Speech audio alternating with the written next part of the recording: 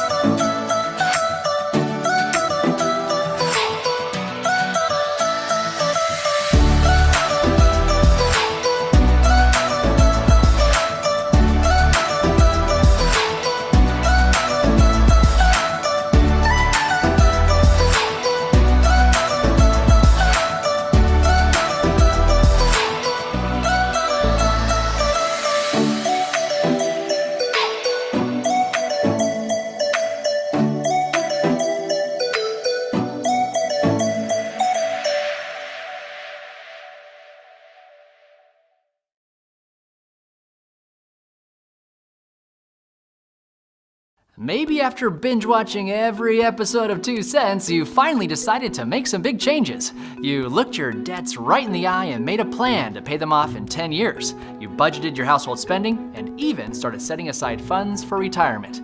For the first time in your life, you feel like you're really in control of your own future. But there's still one financial storm brewing that might not be on your radar. A money monster growing in your closet that even the bravest budgeter has trouble facing. Your parents.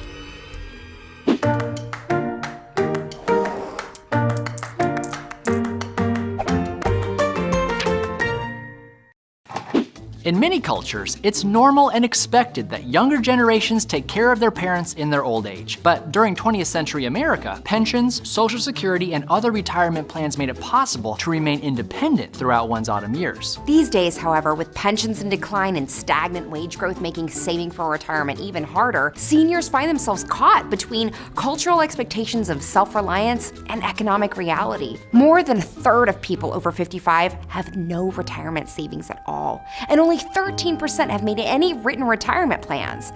If you care at all about your parents' well-being, this could very well be your problem too. Unfortunately, as we've mentioned in a previous video, parents and kids don't talk to each other about money very much. It can be especially awkward when the roles are reversed. Parents don't like to feel like a burden, and kids don't like to think about their parents needing help. So it's very common for adult children to get blindsided by mom or dad's dire financial straits. There are enough unpredictable money problems in the world. This doesn't have to be one of them. But it does mean that you'll have to find a way to initiate the conversation. You could just blurt out, "Hey guys, am I gonna have to support you at some point?" Or if you want a more delicate approach, you can start by asking them to create a just-in-case document, which outlines where their assets are located and the contact information of any advisors or attorneys. By going over such a document with them, you should start to get an idea of their overall financial situation. The best case scenario is that they're in great shape. Their retirement is funded and they're even planning on leaving something behind for you and your siblings. Even in this situation, it's good to have the talk. Plenty of families are torn apart by estate squabbles that could have been avoided with clear communication. Or perhaps your parents have enough to live off of, as long as nothing goes wrong.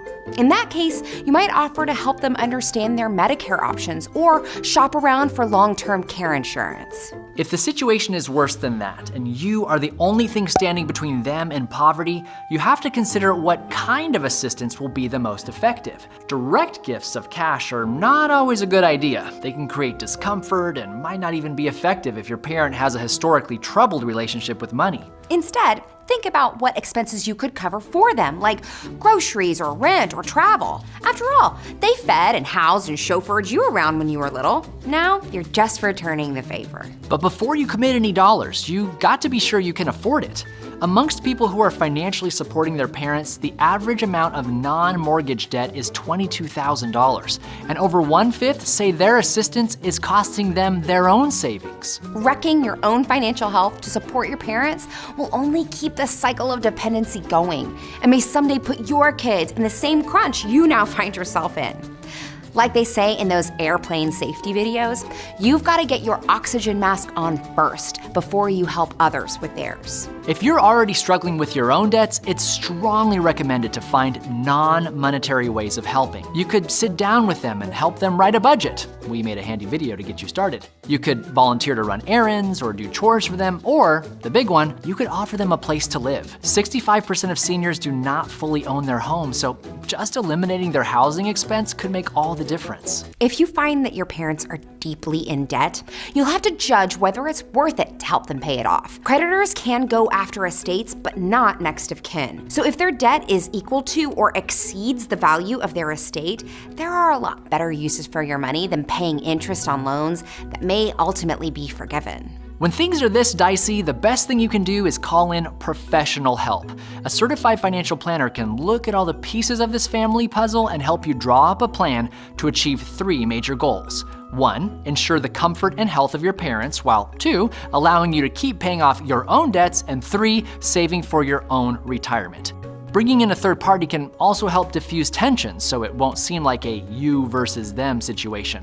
After all, maintaining a positive relationship with your parents is still the most important thing. It's unfortunate that talking plainly about money is taboo in America. In a study done by Wells Fargo, 44% of Americans say that talking about personal finance is harder than talking about politics, religion, or death. But it's precisely that fear that lets things fester in dark closets and eventually grow into monsters that no one wants to face. So, do your folks a solid and bring up the topic earlier than you probably want to. Let them know that you're on their team and want to make sure they're getting what they deserve after a lifetime of hard work. They probably helped you face your monsters as a kid, so consider it a privilege to help them deal with theirs.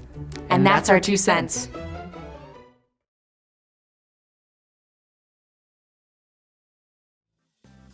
Factsverse presents Things You'll Never Buy Once You Know What They're Made Of. Number 1. Hot dogs. There are millions and millions of people who love hot dogs. A cookout can't even be called a cookout unless you have hot dogs. Most people already know that hot dogs aren't really good for you, and many people don't know why they're not good. Well, hot dogs are loaded with chemicals and preservatives that should not be put into your body. And the worst part is the shiny elastic casing that surrounds some of those hot dogs. It's actually made of animal intestines. The inside of the hot dog, it's not any better. They're made of lips and pig snouts. Gross. Number 2. Red food. If you've ever had a red drink or strawberry ice cream, the color red comes from a dye. Now, in some cases, it's natural. In other cases, it's man-made. A few years ago, foods that contained dye began getting a bad rap, saying that it was causing hyperactivity in children. It was also said to make them act crazy. Well, to combat the problem, companies started using less dye, or labeling it all natural. One of the sources of the natural red dye is a bug. If you've ever seen natural red 4 or carmine in the ingredients, it's actually a dye extract from the cochineal bug. To make 1 pound of the red dye, manufacturers need 70,000 of these bugs. This is one of the grossest things that you'll never buy once you know what it's made of. Number 3. Potato chips. Well, aren't they just made of potatoes? Well, most people think that. We know they're not the healthiest food in the world, but dagnabbit, they're just so tasty we eat them anyway, right? Well, besides the carbs and fat in potato chips, there is something even worse in them.